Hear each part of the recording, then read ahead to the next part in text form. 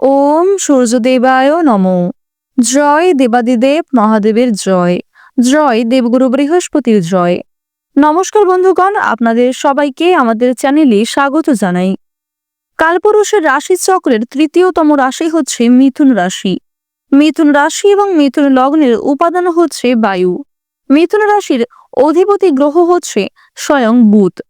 যুবরাজ বুধের শুভগোচরে মিথুন রাশির মানুষেরা 2025 সালের এই জানুয়ারি মাসে এবার একটা বড় সুযোগ পেতে চলেছেন। এছাড়াও আপনাদের রাশি সাপেক্ষে রাহু ও শুক্রের যে শুভ গোচর, এর ফলেও জীবনে বেশ কয়েকটি শুভ এবং বেশ কিছু অশুভ ঘটনা ঘটতে পারে।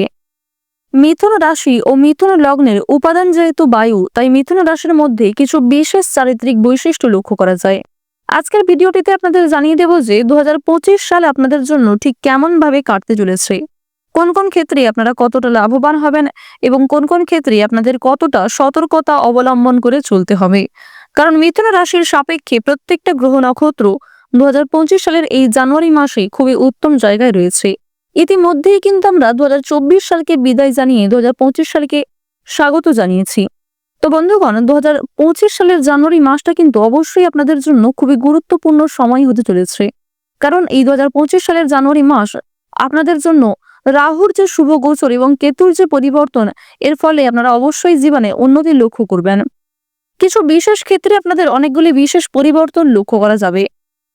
মিথুন রাশির সাপেক্ষে দেখা যাচ্ছে যে চন্দ্র এবং দেবগুরু বৃহস্পতির মিলনে যে গজ কেশরী রাজযোগ সৃষ্টি হয়েছে, এটি আপনাদের রাশি সাপেক্ষে খুবই উত্তম পর্যায়ে রয়েছে। গজ কেশরী রাজযোগের ফলে আপনারা যে নিজেদের আটকে থাকা কাজগুলি রয়েছিল, সেই কাজকর্মগুলিকে সময়ের মধ্যে করে ফেলতে পারবেন। যে সমস্ত কাজকর্মে আপনারা খুব একটা সাহস পাচ্ছিলেন না, কিংবা যে কাজগুলি বারবার ব্যর্থ হচ্ছিলেন যে সমস্ত কাজের ক্ষেত্রে, সেই কাজে কিন্তু অগ্রগতি করতে পারবেন। দেবগুরু বৃহস্পতির শুভ পরিবর্তনের কারণে আপনাদের আর্থিক পরিস্থিতি কিন্তু খুব সুন্দরভাবে বজায় থাকবে। আয়, ব্যয়, সঞ্চয় এই তিনটির মধ্যেই একটা ভালো সামঞ্জস্য বজায় রেখে চলতে পারবেন। আপনাদের জানিয়ে রাখি যে আপনাদের রাশিতে সূর্যপুত্র শনির যে গোচর, এর ফলে আপনারা শিক্ষা জীবনে, কর্মজীবনে এবং নিজেদের স্বাস্থ্যের ক্ষেত্রে কিছু পরিবর্তন লক্ষ্য করবেন। কর্মক্ষেত্রে আপনাদের জানিয়ে রাখি, যারা একই কাজের সঙ্গে দীর্ঘ সময় ধরে যুক্ত রয়েছেন, সেই কাজে অগ্রগতি লক্ষ্য করবেন।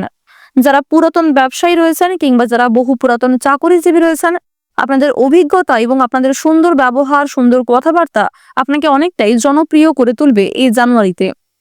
2025 সালের জানুয়ারি মাস যদি আপনাদের খুব ভালোভাবে কাটে, সেক্ষেত্রে তার প্রভাব কিন্তু অন্যান্য মাসের ওপরও পড়বে। এর ফলে আপনারা 2025 সালে সারা বছরটাই কিন্তু খুব সুন্দরভাবে কাটাতে পারবেন। মিথুন রাশির ষষ্ঠ ঘরে কিন্তু মঙ্গলের শুভ গোচর লক্ষ্য করা যাচ্ছে এবং সপ্তম ঘরে শুক্র উত্তম জায়গায় রয়েছে। এক্ষেত্রে জানিয়ে রাখি যে যেহেতু মঙ্গলকে জ্যোতিষশাস্ত্র অনুসারে সম্পর্কের গ্রহ বলা হয়ে থাকে, মঙ্গলকে সেনাপতি গ্রহ এবং আপনাদের প্রেম বিরাগী গ্রহ বলেও কিন্তু উল্লেখ করা হয়েছে। সেক্ষেত্রে মিথুন রাশির ষষ্ঠ ঘরে যেহেতু মঙ্গল শুভ প্রভাব দিচ্ছে, এর ফলে সম্পর্কের দিক থেকে বাধা বিপত্তিগুলি আপনারা কাটিয়ে উঠতে পারবেন।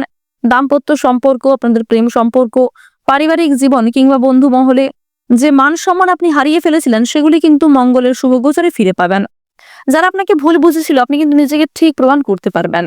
এছাড়াও বন্ধুগণ, আপনাদের জানিয়ে রাখি যে শুক্র যেহেতু আপনাদের রাশিতে শুভ গোচর করছে, এর ফলে আপনারা যে কোনো কাজকর্মকে খুব স্বাচ্ছন্দ্য বজায় রেখে চলতে পারবেন। যে কোনো কাজকর্মকে সময়ের মধ্যে করে ফেলতে পারবেন। যেহেতু জ্যোতিষশাস্ত্র অনুসারে শুক্রকে স্বাচ্ছন্দ্যময়ভাবে জীবন কাটানোর গ্রহ বলে মানা হয়েছে, অর্থাৎ পরিষ্কার পরিচ্ছন্নের গ্রহ বলে উল্লেখ করা হয়েছে, সেক্ষেত্রে যে কোনো কাজকর্মের ক্ষেত্রে আপনারা কাজটাকে গুছিয়ে করতে পারবেন, সময়ের মধ্যে করতে পারবেন, অল্প পরিশ্রমের মধ্যে করতে পারবেন, নিজের সঠিক বুদ্ধি কৌশলকে সঠিক ক্ষেত্রে প্রয়োগ করে চলতে পারবেন।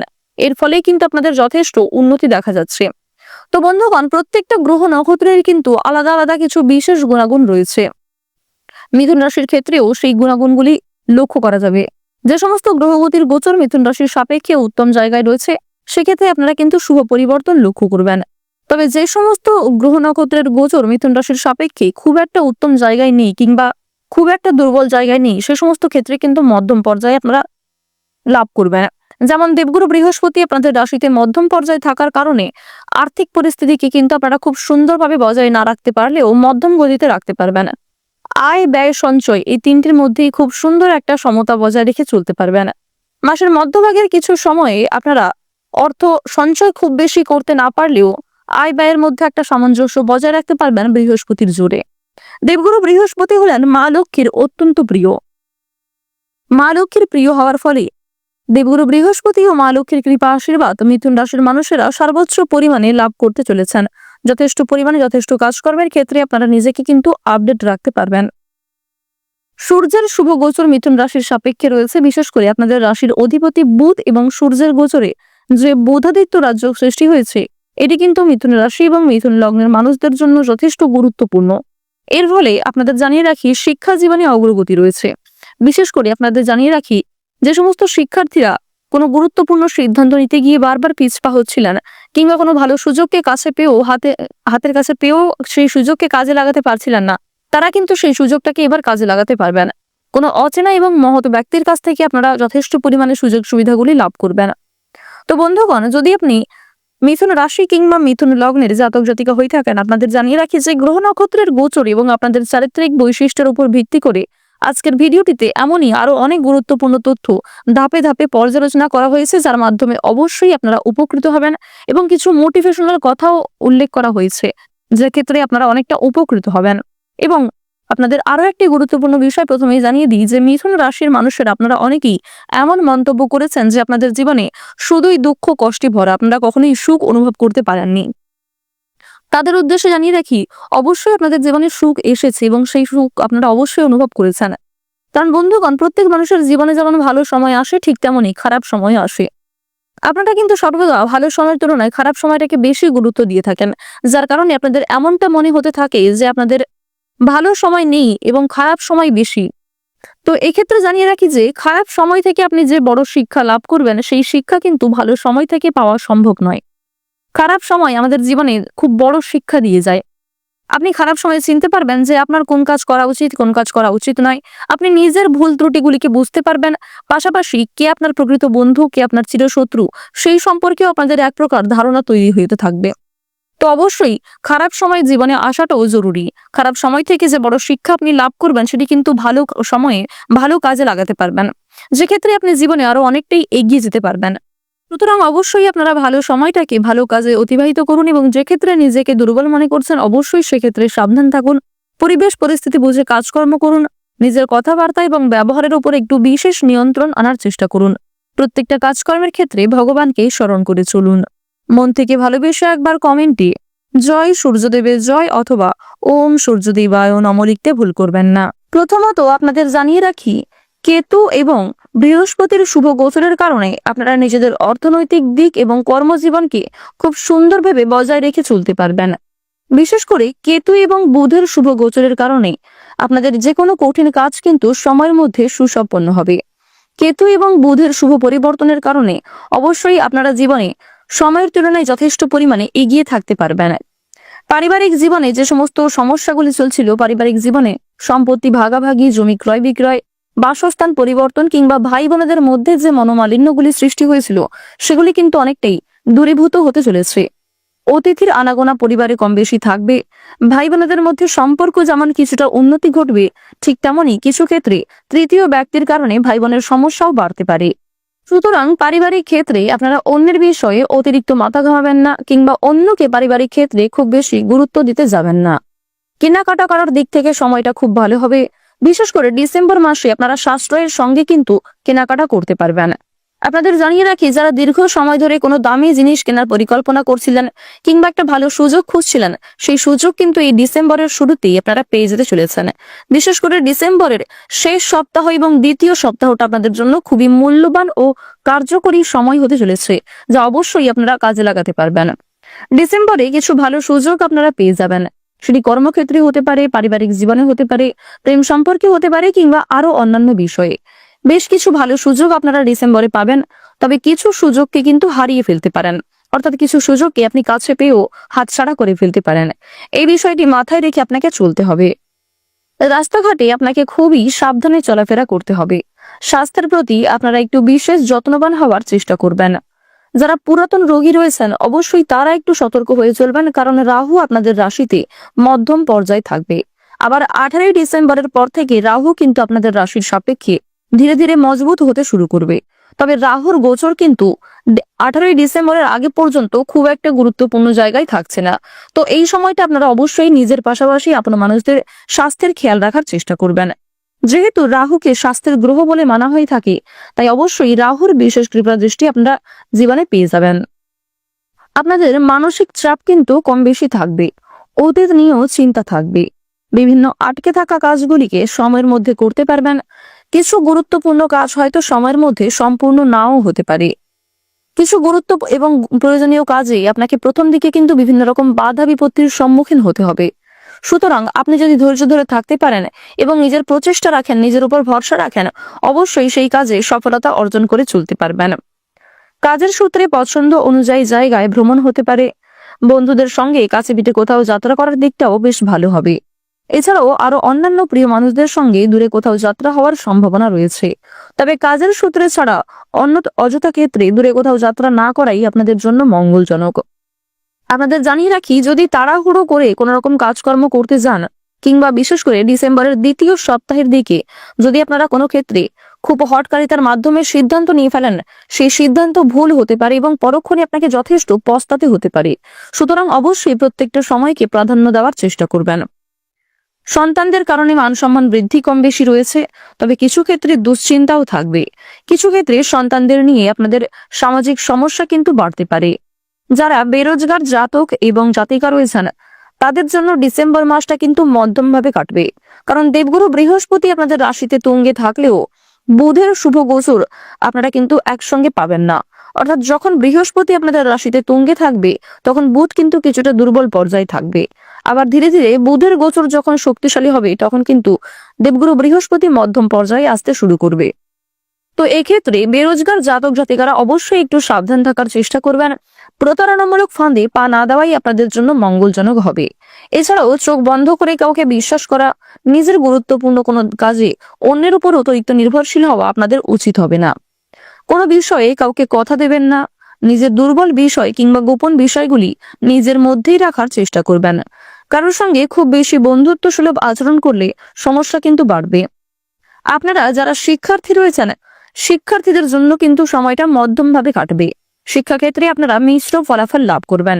যারা উচ্চ স্তরের শিক্ষার্থী রয়েছেন আপনারা নিজেদের পরিশ্রম অনুযায়ী সফলতা অর্জন করবেন। যারা মধ্য স্তরের এবং নিম্ন স্তরের শিক্ষার্থী রয়েছেন আপনাদের অবশ্যই শিক্ষাক্ষেত্রে আরো অনেকটাই মনোযোগী হয়ে উঠতে হবে।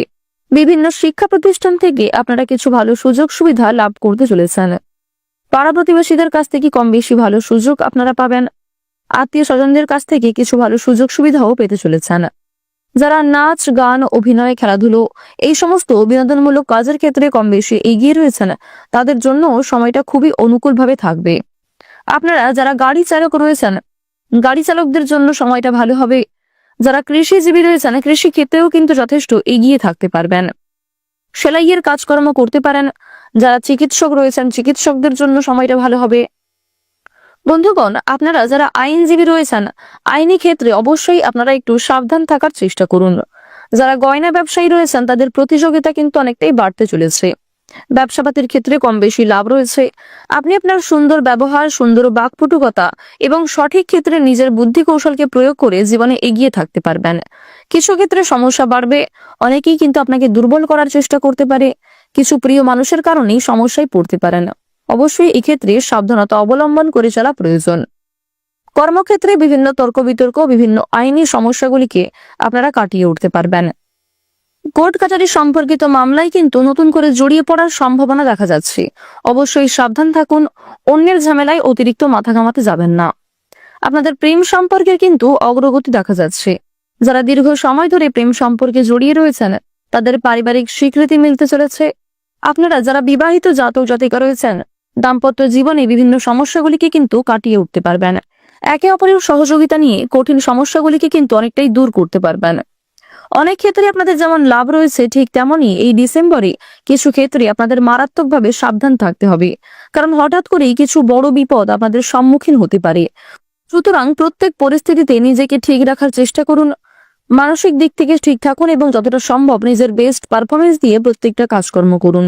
প্রত্যেকটা কাজকর্মের ক্ষেত্রে ভগবানকে স্মরণ করে চললে উপকৃত হবেন। তো বন্ধুগণ, কন্যা রাশি এবং কন্যা লগ্নের জাতক জাতিকারা যা কিছু ভালো সুযোগ পাবেন সেই ভালো সুযোগগুলিকে ভালো কাজে অতিবাহিত করার চেষ্টা করুন।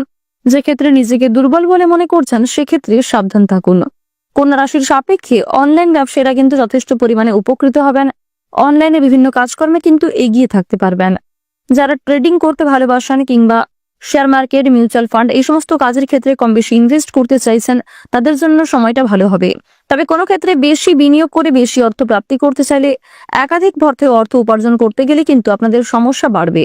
তো অবশ্যই এই বিষয়টি মাথায় রেখে আপনারা কাজকর্ম করার চেষ্টা করুন। তো বন্ধুগণ, যারা মিথুন রাশি ও মিথুন লগ্নের জাতক কিংবা জাতিকা রয়েছেন, 2025 সালে গ্রহ নক্ষত্রের গোচর এবং আপনাদের চারিত্রিক বৈশিষ্ট্যের উপর ভিত্তি করে যদি সবচেয়ে শুভ রঙের কথা বলা হয়ে থাকে, বেগুনি, লাল, সাদা এবং কমলা। সবচেয়ে শুভ সংখ্যা 8 থেকে 35-এর মধ্যে রয়েছে। সবচেয়ে শুভ দিক হচ্ছে দক্ষিণ পূর্ব দিক এবং ঈশান কোণ। সবচেয়ে শুভ রত্ন হচ্ছে ইন্দ্রনীলা, লাল প্রবাল এবং সাদা প্রবাল। সবচেয়ে শুভ দিন হচ্ছে সোমবার, বুধবার, বৃহস্পতিবার এবং শনিবার। তো এই সমস্ত শুভ বিষয়গুলি মিলিয়ে আপনারা নিজেদের শুভ কাজকর্মগুলি করতে পারেন। বিস্তারিত জানতে আপনারা প্রত্যেকেই আমাদের দৈনিক রাশিফলে চোখ রাখার চেষ্টা করুন। দৈনিক রাশিফল সম্পর্কে জানলে আপনারা অনেকটাই কিন্তু অগ্রগতি করে উঠতে পারবেন। প্রত্যেক দিনের শুভ রং, শুভ সংখ্যা, শুভ রত্ন ইত্যাদির সম্পর্কে আপনাদের এক প্রকার ধারণা তৈরি হয়ে যাবে। আজকের ভিডিওটি এই পর্যন্ত। কোনো বিষয়ে কোনো রকম প্রশ্ন কিংবা জানার থাকলে অবশ্যই আপনার মতামত আমাদের কমেন্টে লিখে যাবেন। পাশাপাশি আপনার সম্পূর্ণ নাম ও জন্ম তারিখ লিখতে ভুল করবেন না। যারা চ্যানেলে নতুন দর্শক বন্ধু রয়েছেন, চ্যানেলটি সাবস্ক্রাইব করে পাশে থাকা বেল আইকন ক্লিক করে রাখুন, যাতে আমাদের পরবর্তী প্রত্যেক গুরুত্বপূর্ণ ভিডিও আপনারা সবার আগে পেয়ে যেতে পারেন। আপনারা ভালো থাকুন, সুস্থ থাকুন, সর্বদা সতর্ক থাকুন। ওম সূর্যদেবায় নমঃ। জয় সবার বড় ঠাকুর সূর্যপুত্র শনি মহারাজের জয়।